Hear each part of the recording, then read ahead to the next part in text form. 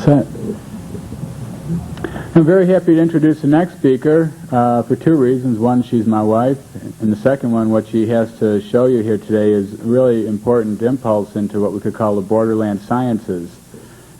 I spoke earlier about, the geocentric space that's been pretty much denied by modern science. The heliocentric space is no doubt there. There's been accurate scientific measurements for hundreds of years, but yet the planets have a profound effect on what we do, the orbits around us. So from the geocentric point of view, there's quite a bit happening that I think we're going to have to look into for any type of science of the future.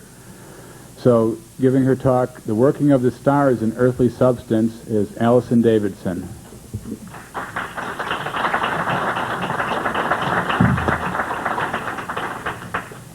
Well, hello. Oh, I could turn it on. Hi. Hello, everybody. It's really nice to see so many friendly faces out there.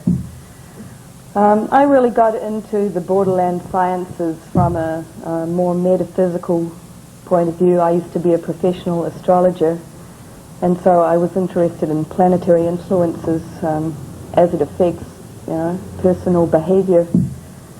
And then I met Tom, and he had such an incredible library of the workings of Rudolf Steiner and the scientists who worked with him.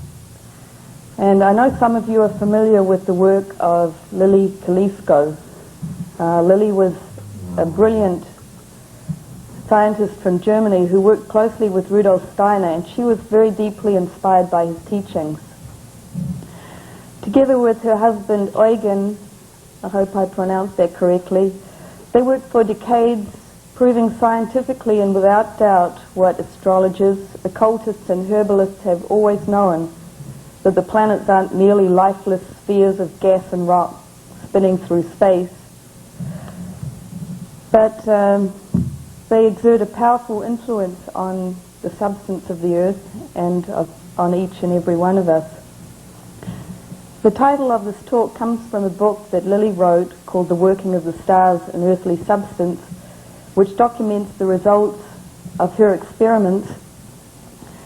But first we should go back to where the roots of her research lay, which is back in time to the land of alchemy and the ancient knowledge of Egypt. The ancients said that Egypt was made in the image of the heavens, or in other words, that the galaxy or the universe was reflected upon the earth and all of its living beings. The ancient temples were oriented towards particular stars or constellations in order to bring down particular energies to the earth and into the consciousness of the people. In fact, the whole of the Egyptian cosmology was focused on the rising of the dog star Sirius, identified with the goddess Isis. Hope this works.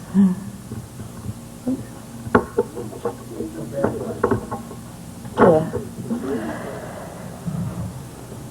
This is Isis, or Alset, the creator of all life in her macrocosmic and microcosmic forms.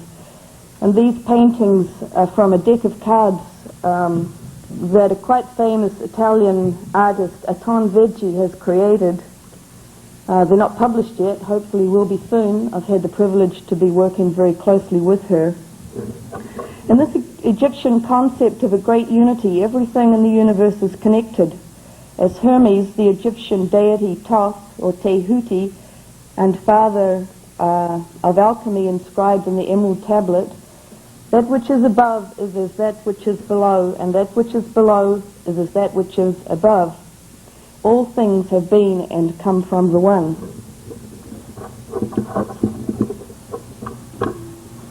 Forget it next time.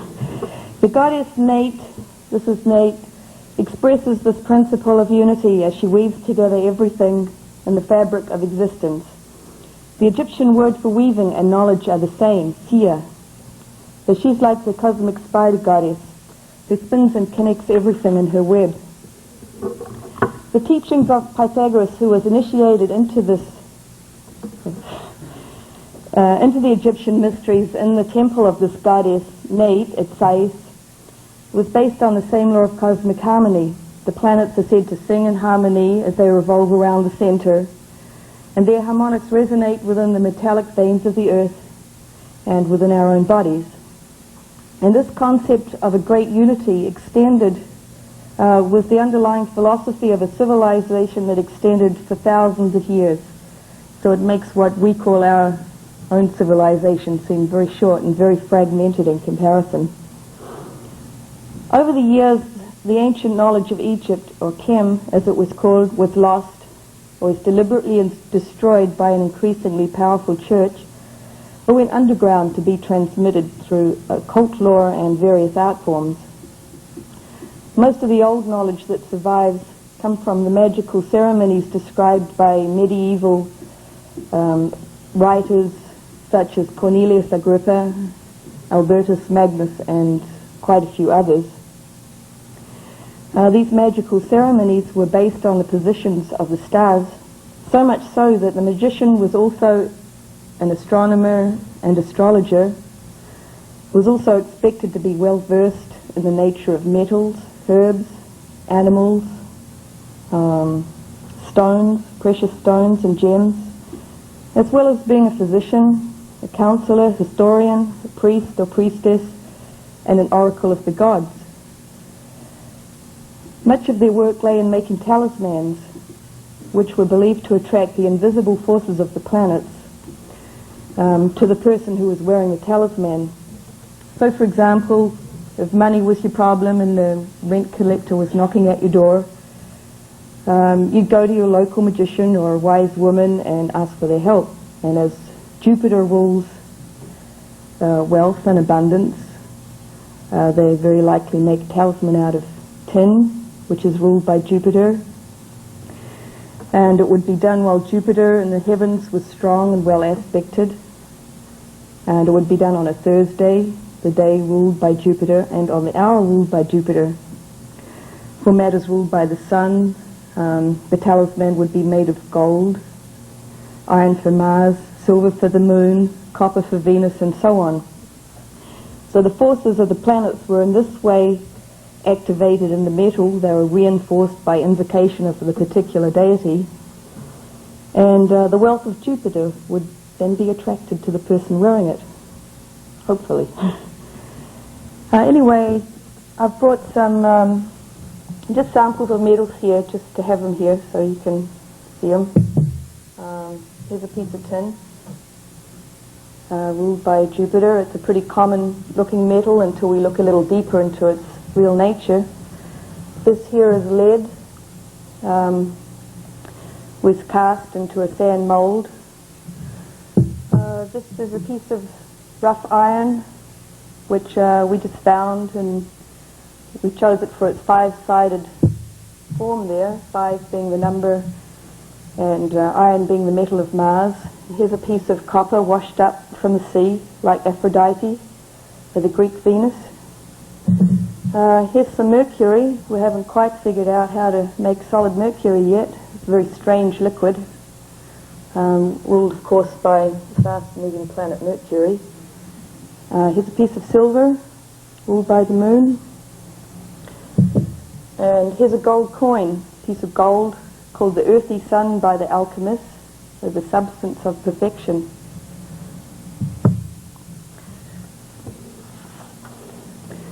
Okay, but this type of talismanic magic is really only a fragment of the ancient and sacred science of alchemy, which has been described as the science of nature in its broadest sense, a total science of energy transformation, dealing not only with the transmutation of metals as physical substance, but also as symbolic of the inner processes of spiritual transformation.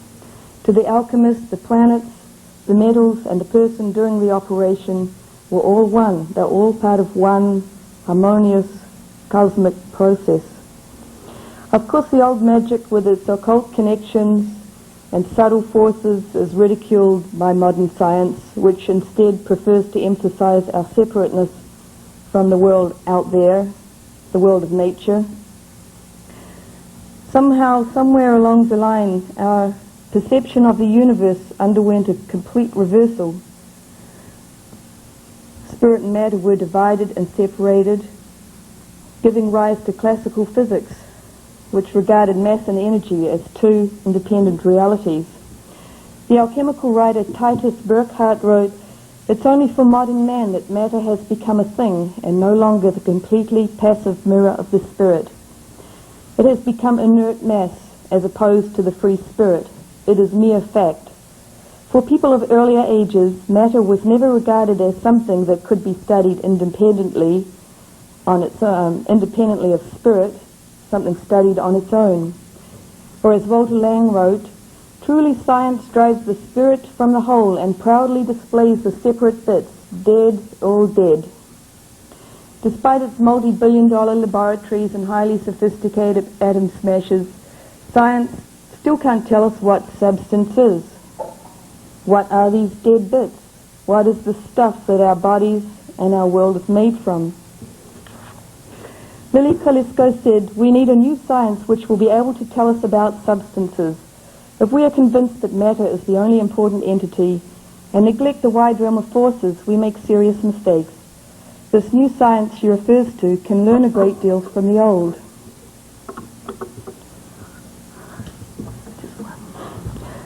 This is the Egyptian goddess Nut, the goddess of space. The sacred science of Egypt describes in hieroglyphic form the evolution of matter from a primordial matrix of energy called Nuit.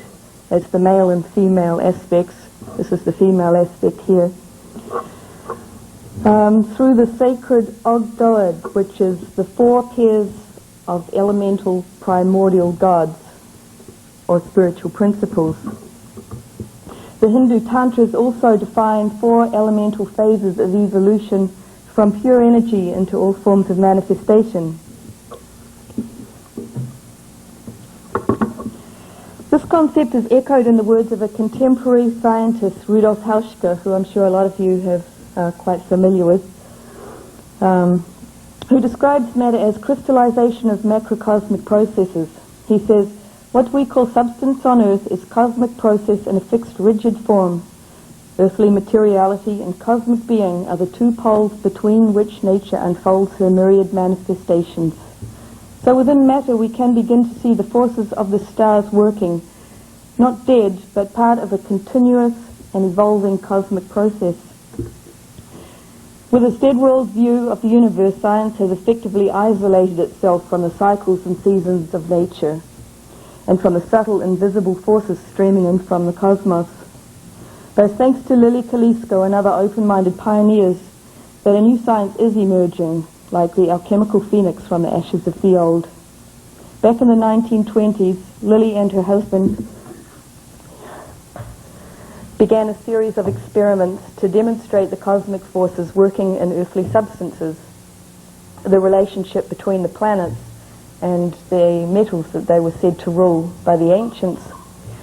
Out of the thousands of experiments that she recorded, I've chosen only a couple here, carried out during solar eclipses, to show how the nature of the sun is mirrored in the metallic salts of gold, and how the forces of the moon are shown working in its own metal, which is silver. In the case of gold, Lilly used a solution, 1% gold chloride solution, poured into a glass vessel with a strip of filter paper inserted into it, and as the solution rose into the filter paper, it reached a certain boundary and then it crystallized, and photographs were taken of these and they were studied. So you get a characteristic picture of the crystallization of gold and of silver. For silver she used a solution of silver nitrate.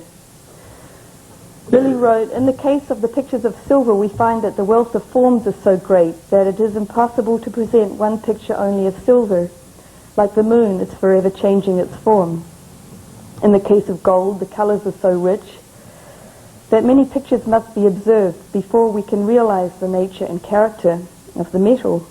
The colors that make their appearance vary between pale yellow to dark violet, and these colors appeared even in a dark chamber, proving that light had no direct influence on their formation." A solar eclipse in 1927 and another one 20 years later provided great opportunity to study the working of these cosmic forces within the metallic salts. And Lilly carried out crystallization experiments before, during, and after the eclipse. And she discovered that during the darkening of the physical sun, while the moon was covering it, the typical picture of gold changed dramatically. The gold chloride lost its power to rise, and the usual pure luminous colors became dark and dirty looking. After the eclipse had passed, there was a definite return to the normal appearance of the gold, but the influence of the eclipse lingered for several days. Or several days before the gold chloride regained its power to rise completely. Lilly was also interested to study the behavior of gold in relation to other metals during the time of the eclipse, as well as the experiments with gold and with silver. She did them with gold and silver combined, gold with tin, gold with iron, copper, mercury, and lead. We've got some slides here taken of her photographs, which I'm going to show you. These were taken back in the 1920s, so you have to allow for that passage of time. Anyway, these will give you a general idea of the working of the gold and tin chloride during the time of the eclipse.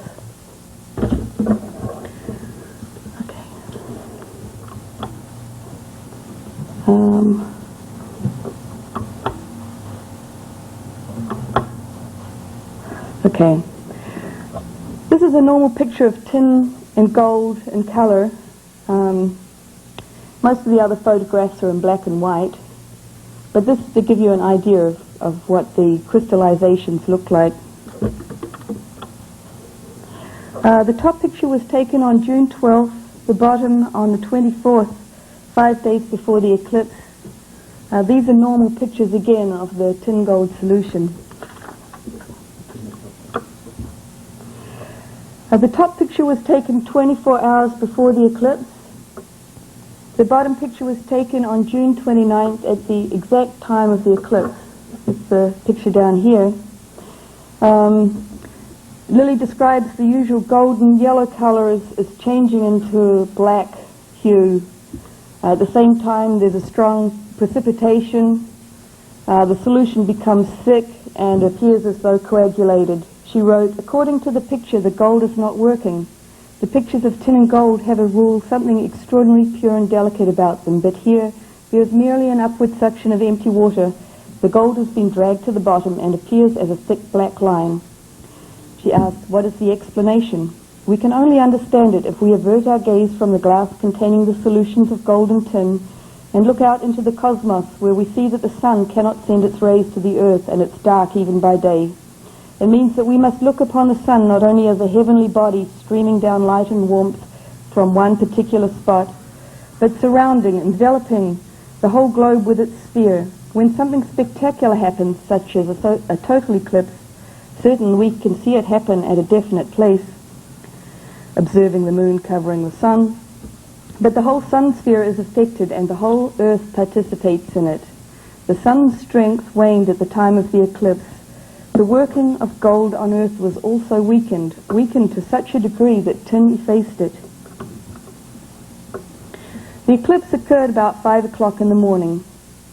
By noon, a few forms had begun to appear. At the top, you can see the gold is starting to rise again.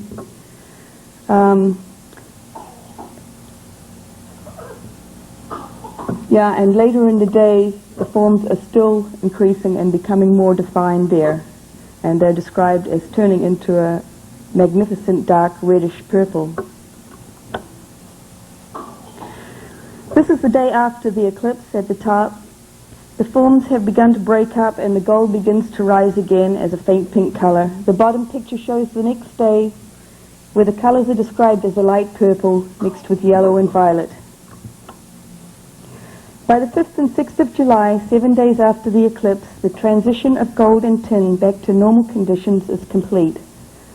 The picture has returned to its characteristic form, as we saw in the photos taken before the eclipse. So we can see definitely that something unusual has happened in the metal. And there's no other external reason why the gold should fail to rise as it normally did. The experiments were carried out under very strict conditions and under identical temperature and everything.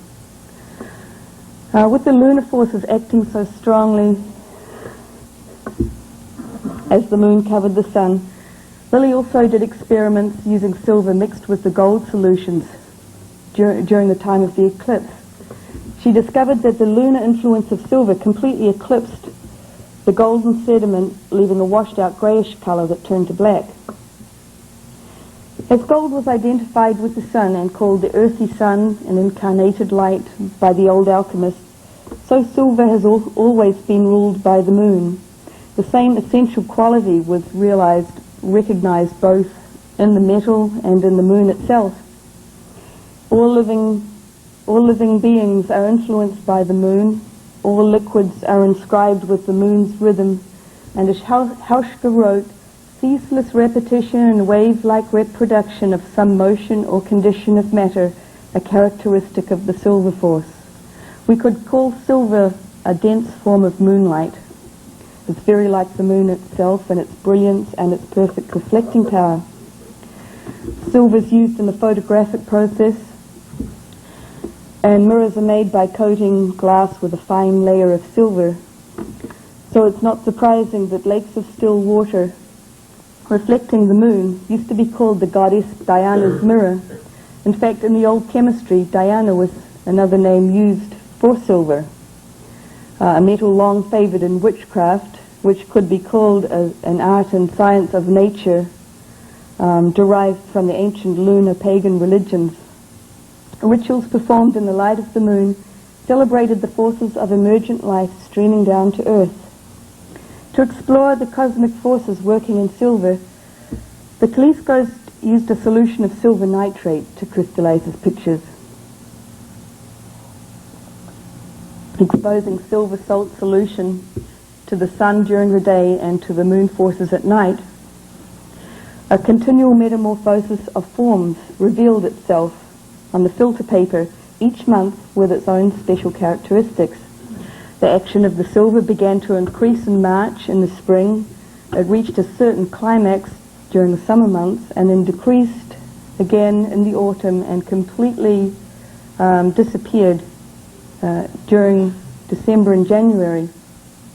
These formative forces appeared again in the silver the following March and began another cycle of increase and decrease. Lilly writes, "This is a phenomenon well known to us if we watch in nature, the vegetation coming to new life again in spring, developing more and more strongly during the summer, reaching the climax of growing, then blossoming, bearing beautiful fruits and flowers towards autumn, withdrawing slowly and finally leaving the trees bare of leaves where the land is covered with a blanket of snow. What Goethe discovered as the law of metamorphosis in the plant kingdom becomes equally visible in the realm of matter."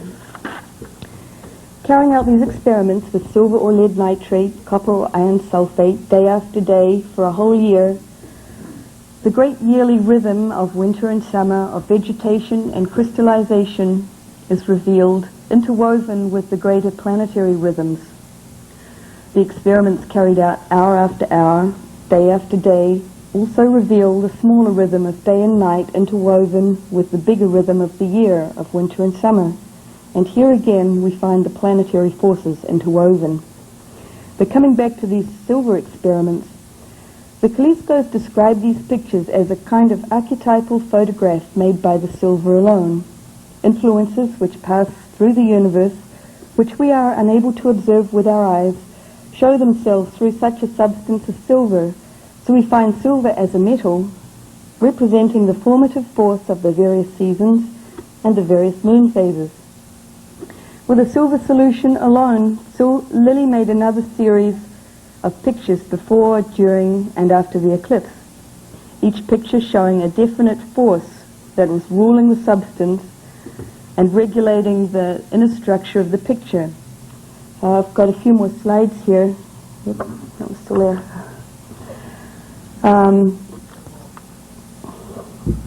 Yeah, these are just a very small selection. She literally made these day after day after day for years, and during planetary oppositions, conjunctions, they were hour after hour, and sometimes they were like 5 minutes apart. Thousands and thousands of experiments for years. So this is just a very, very small selection. This is a picture of silver nitrate solution as it crystallizes during the day.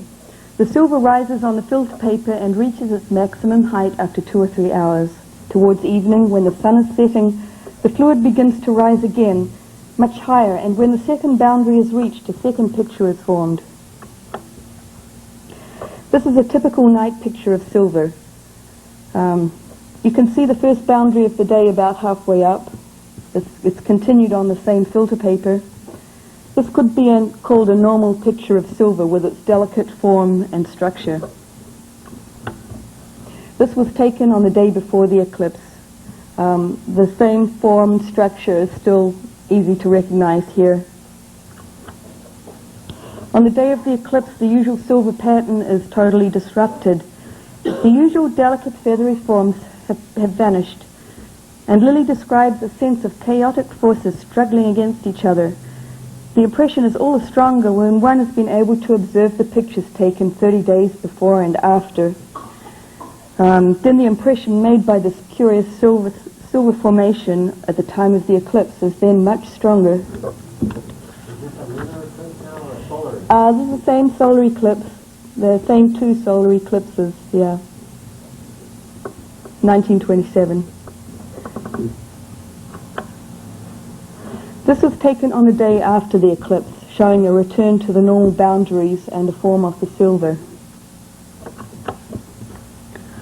Okay, thanks, Tom.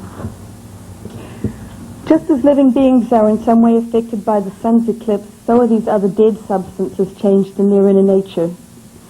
Lilly found that not only during eclipses, but also during conjunctions and oppositions of the planets, the metals that they ruled were changed in their inner substance.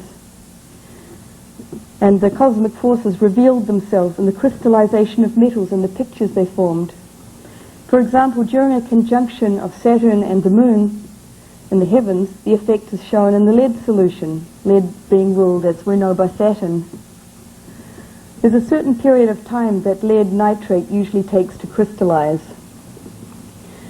But during the Saturn-Moon conjunction, the solution fails to crystallize. Sometimes it fails to crystallize at all. Sometimes it's always delayed in its crystallization.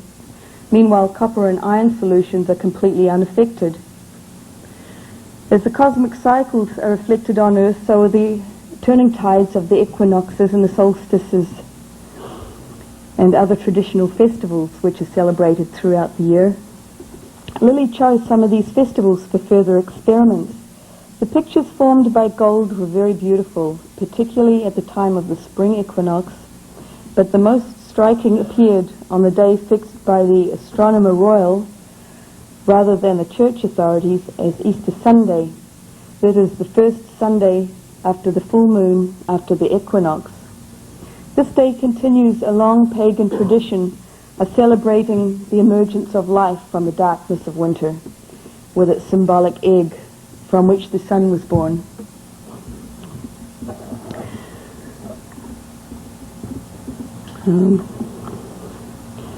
If you remember the pictures of silver nitrate we just saw before, it usually has a well-defined boundary, a fine, feathery form. I think I can show you just to...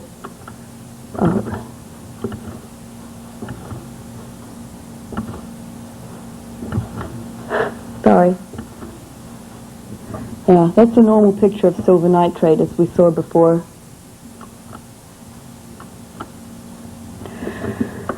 This is a picture of silver nitrate taken on Easter Sunday, 1927. The usual form of the silver has changed completely, and we can see something that looks like an embryonic form, something almost like a flower bud or a seed or an egg pushing up from beneath the earth. But are these experiments repeatable, as science demands? Year after year, Lilly did the experiments, watched the results, and came to the conviction that substances do respond in a unique way at certain times of the year. This is a picture of silver taken on Easter Sunday the following year. It's not identical with the previous picture, but it's very, very similar in form. We can see the same forces at work on the day of this ancient festival.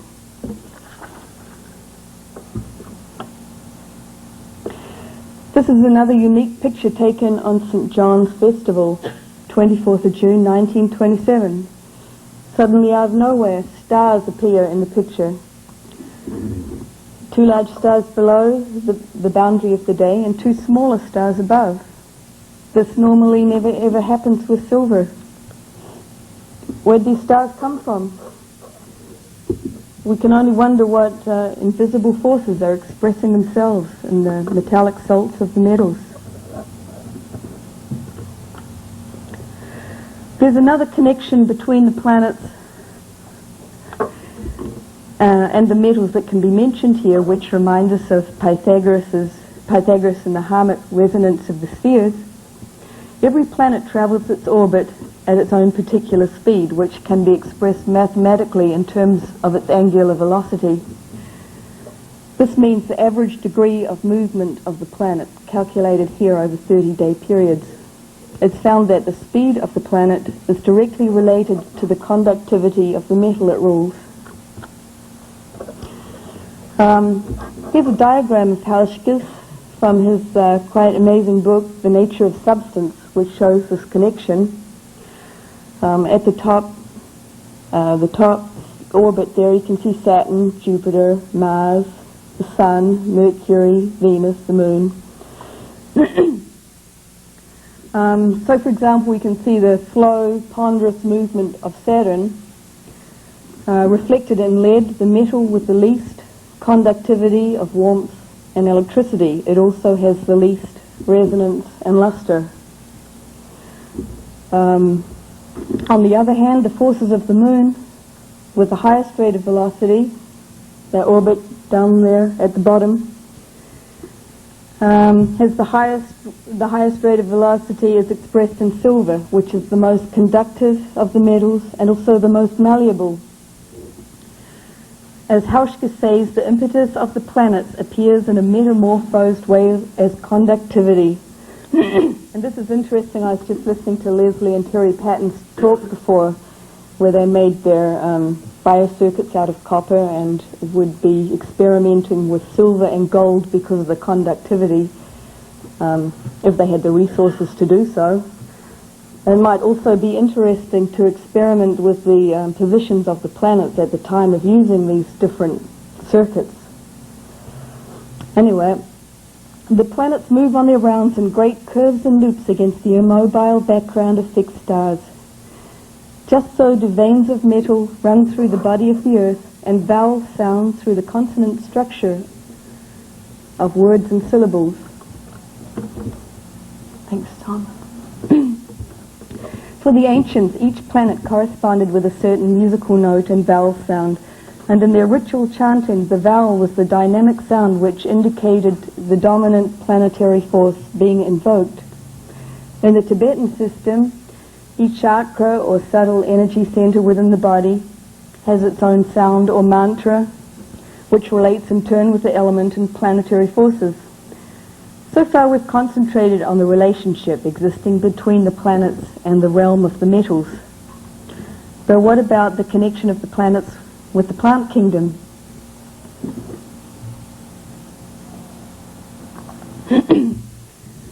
That the sun and the moon influence plant growth has been well established.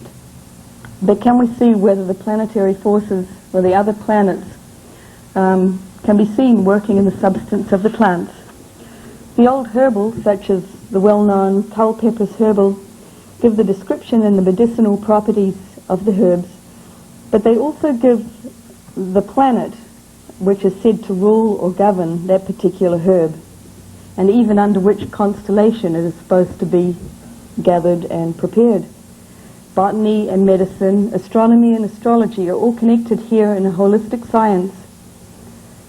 Among her many plant-growing experiments, Lilly Kolisko chose the sunflower as a test, a plant said to be ruled not by the sun, as its name would suggest, but by the planet Jupiter. Rudolf Steiner had mentioned that the planetary forces can be seen at work in the color of the flowers. So, for example, the planetary forces of Mars could be seen at work in red flowers, such as a red rose. The influences of Saturn could be seen in blue flowers, and the influences of Jupiter could be seen in white and yellow flowers. Having already discovered that tin is undoubtedly influenced by the planet Jupiter, Lilly went on to find out whether tin had anything to do with sunflowers. She made little dishes out of the various metals.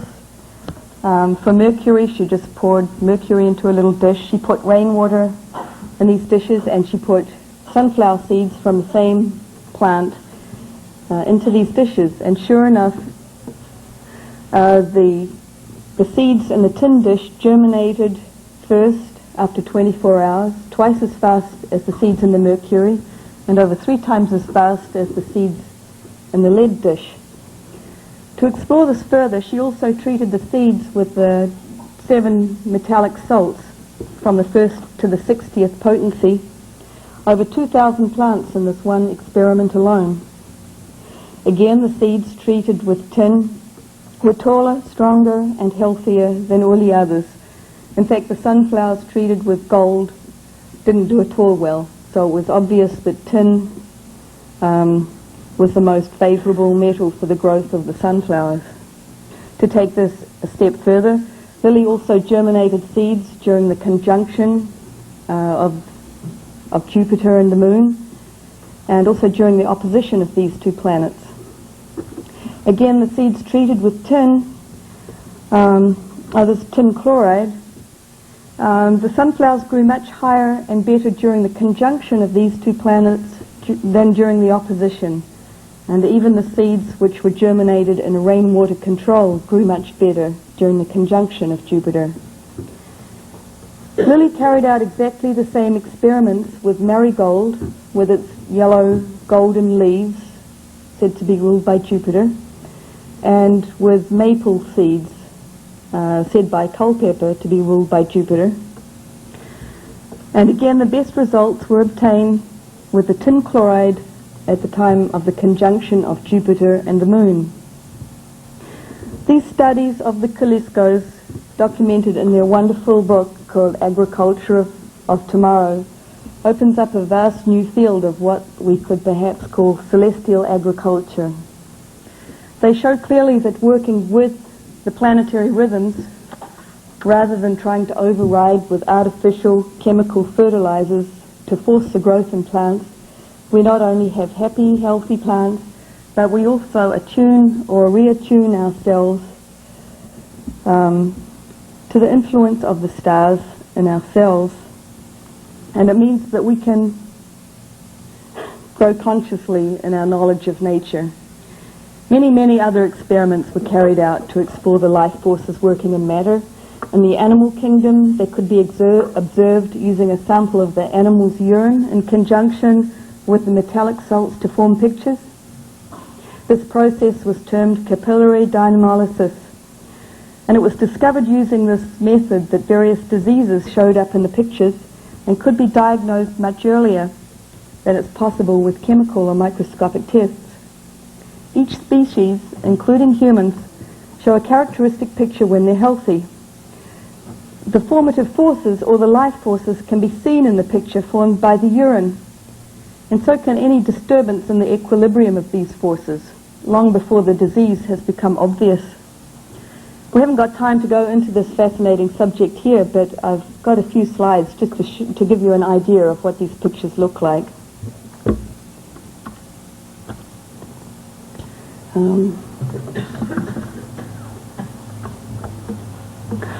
Okay, this is a picture of cow's urine with silver nitrate added on the left. And here on the right is the process reversed with urine added to the silver nitrate after it's crystallized. Here we can clearly see the flame-like forms of the life forces streaming through the picture. It's full of life. It's no wonder that cow manure is such a wonderful food for plants, a substance able to bring the life forces down into the earth. This is the urine of a healthy person, added to crystallized silver nitrate. The health is shown in the color and clarity of form in the picture. And I wonder if you could guess what animal this urine sample came from, with its antler-like forms and powerful life force. Well, it's a picture from a characteristic picture of a healthy stag, revealing a connection that runs through the animal from its antlers to its excretions. It's no wonder that the stag was revered as the horn god by our ancient ancestors. Finally, here's some pictures of honey, one of the most valuable foods available to us, truly called the food of the gods. This is California honey crystallized with gold chloride. You can see the wonderful, well, I hope you can from out there, see the wonderful delicate patterns formed by the living forces in the honey. This is another picture of honey, this time from New Zealand. The pattern formed is not exactly the same, but it's very similar. It can be identified as honey rather than some other substance. This, in comparison, is a picture of saccharin, which I'm sure you're all familiar with. It's a purely chemical substance. It's 300 times as sweet as sugar. Here we can find no living forces present at all. It's a completely dead substance. And is this the kind of substance that we want to put into our bodies?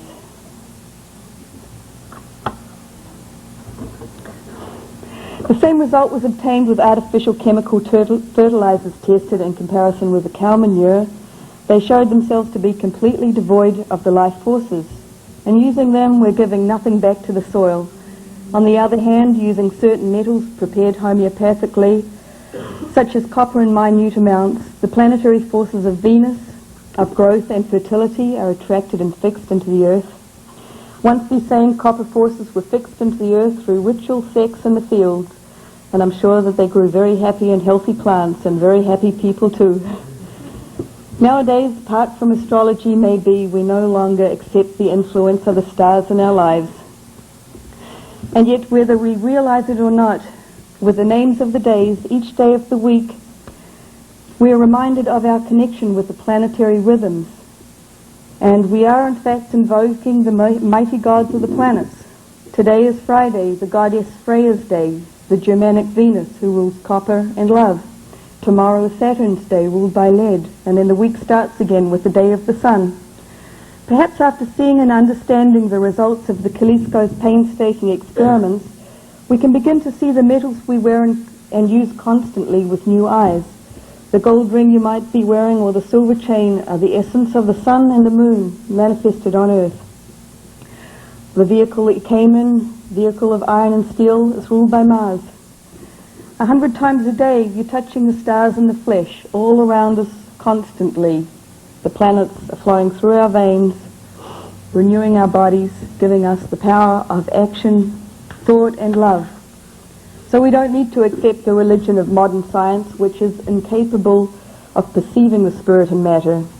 In alchemical terms, their nuclear dead world view of the universe corresponds to the black phase of the alchemical operation, the phase of putrefaction, corruption and decay.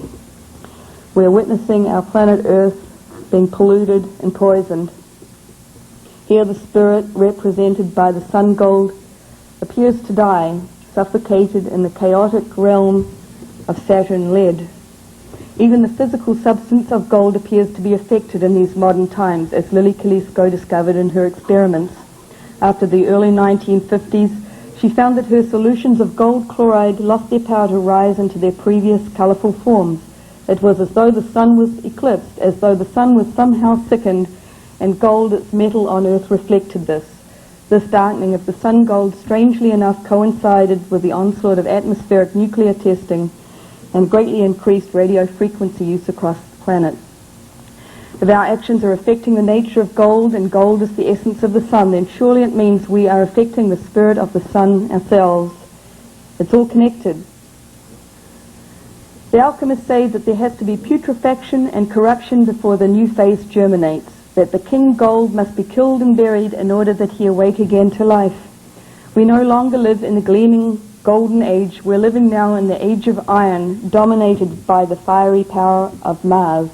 Our society has lost its connection with Venus of art, beauty and imagination. But it's important to realize it's all part of the cosmic process. Nothing in nature is static. No condition lasts forever. And here we can turn to the old knowledge for direction. In alchemy, the iron phase is described as an active descent of the spirit into the lowest levels of human consciousness. And at this stage of the work, the spirit appears submerged in the body. The spirit appears to be extinguished. But the alchemists also say that this is the threshold of the final completion, the transformation of the body into the spirit become form, the awakening of the stars and the earth. As Lilly Kolisko said, science must again become a holy art if an unholy natural science is not to lead mankind to destruction. Thank you.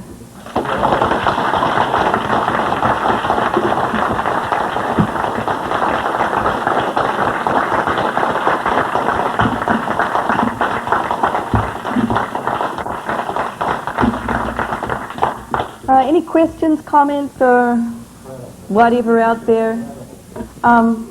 Yeah. Thank you for your very scholarly presentation. It seems like Kolisko was showing, actually proving... Sorry, I can't see you there. She's actually proving the doctrine of figures in a way that Delaware did with radionic photography and so on, that the substance will create a form related to its own etheric archetype or signature. And in medicine, you know, use of Bach-Ra remedies, use of homeopathic remedies, you can show this too, that something about the way that the life force of a plant is expressed, or a mineral for that matter, is related to medicinal use. And so again, it's another showing of a pattern, an energetic pattern, which is inherent in substance. Yeah, exactly. Yeah. And it's amazing, you know, she was such a brilliant scientist and she worked her whole life, and you won't find her in any scientific textbooks. Yeah, Carrick. Yeah, have you ran across any workings by Bose, his crestograph? Bose. B-O-S-E. He's got a machine called the crestograph. Yogananda, in Autobiography of a Yogi, he mentions it. India's greatest scientist. It's under a thing there. This is back in the 30s, and he, at that time, he had a microscope that could see 1 million times, 10 million times, and this instrument, he would study metals, the living properties of metals, and he put like a substance on the metal, a poison, and the metal would cease to operate, would just stop, and things like that. I just wondered if you ran across any of that. No, but I certainly like to look into it. How are we doing for time, Tom? Hey, 2 questions and get on. Yeah. I was just talking to Dennis Klosek. Is he out here? Who had something very, very interesting to say about Lily's experiments, just something he came across. Would you like to tell us about that? Yeah, it's just that Kolisko was working with metallurgy. She got her early training as a metallurgist, and she was working in the alloying of tin and zinc and copper, which is brass. So she was finding that there were certain times in which the tin and the zinc and the copper would alloy in a harmonious way, and other times when they would not, when the nuclear would not be complete. And this was brought to the attention of the authorities. It was during the war, and there was a factory in Germany that was making casings for shells. And the of the First World War.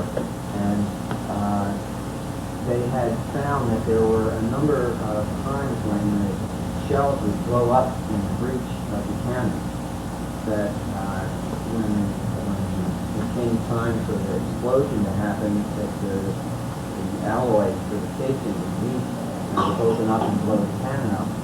And they brought Lilly Kolisko in to find out if she had any ideas. But she looked through their records of the times when the shipments were of those particular shells, and she took it back and looked in her ephemeris and started working with the numerical data. We found out that the times that the shells were defective were times when it was not a good situation for Jupiter and Venus being in conjunction with one another. This didn't find proper alloying of the two metals. And she told them that in the future that if they would avoid certain times when Jupiter and Venus were in a particular relationship, they would have no more problems, and that's what happened.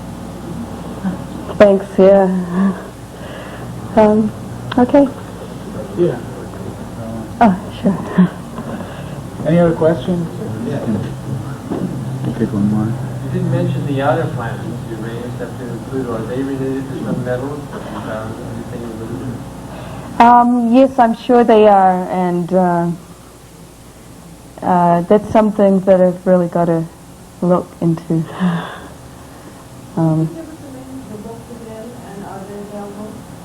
Maybe Tom would be able to tell you about that. Son, I think the main books used was The Agriculture of Tomorrow.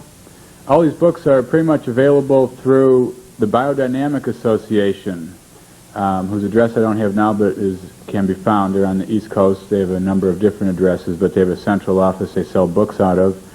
There's The Working of the Stars and Earthly Substances, which was the record of the experiments in 1927. From Gold in the Sun, the record of the experiments in 1947. The working of, Spirit in Matter, which was the one showing the festivals. And we actually have a couple of books by Eugen Kolisko on zoology and such downstairs in our bookstore. Very hard to find some of their books, but we've been working hard to track them down and make this information more readily available. Yes? There are also two books by a lady named Agnes White, who did a whole series of chromatographs dealing with Mercury. One of them is called Moon and Slant, and the other one's called The Signature of the Planet Mercury. I've seen those books listed. I didn't know what they were about. It's the same type. She was a student of Kolisko. She took this off in a different direction. She found there are other lunar rhythms that would change some of the pictures. And once they found that, like the draconitic motion of the nose and stuff, there were other deeper rhythms that were associated with it. This is a very interesting book also. Agnes White. We'll have to get hold of her. Yeah, thank you for that, Dennis. Okay, well, if everybody'd like to, just take a brief stretch, probably don't want to go anywhere. This next talk is going to be a really good one, too, by Dr. Carl Merritt. So why don't everybody stretch and relax for a minute, and we'll switch our slide carousels and let Alison get out of the blinding light. Sure. Very good. Hey, I was impressed with that talk, I have to admit.